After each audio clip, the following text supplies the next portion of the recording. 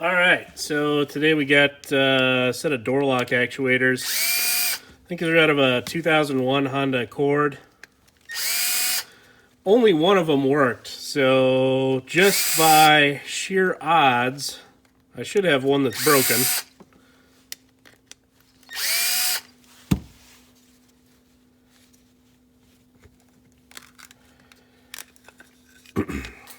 All right, there's the innards.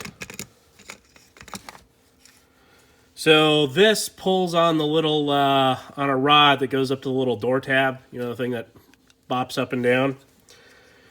And it would appear that we've got an electric motor, brushed electric motor, DC motor. Huh, cute. Brushed DC motor, white lithium grease in here, actually in really good condition.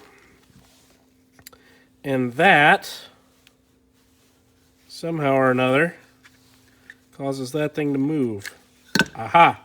So you can see there's a spiral gear here. It catches on this guy, pushes this down and back. This looks like it's a micro switch. Yep, right there.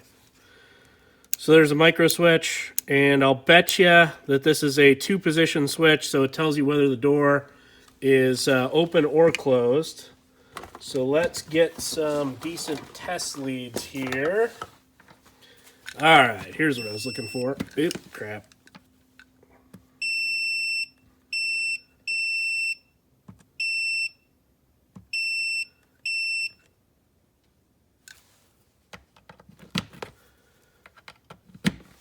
All right, these little guys. Always check your leads. All right, so we can hook that guy on there. Hook this guy on that middle one. So that would probably be, well, I don't know, either locked or unlocked, right? And now it's in the full up position. So if it's anywhere other than all the way down, it doesn't make continuity. All right, so now I'm on the other 2 leads, and you can see when the switch is in the other position, it doesn't make continuity. So this is telling the computer, probably through this 3-pin plug here, whether it's on or off. All right, can we get this guy apart? Guess we really don't care if we break it. All right, so here we go. Yeah, so as I suspected, what appears to be worn out here are the brushes. So you can see that one springs okay. That one springs okay as well, but you can see there's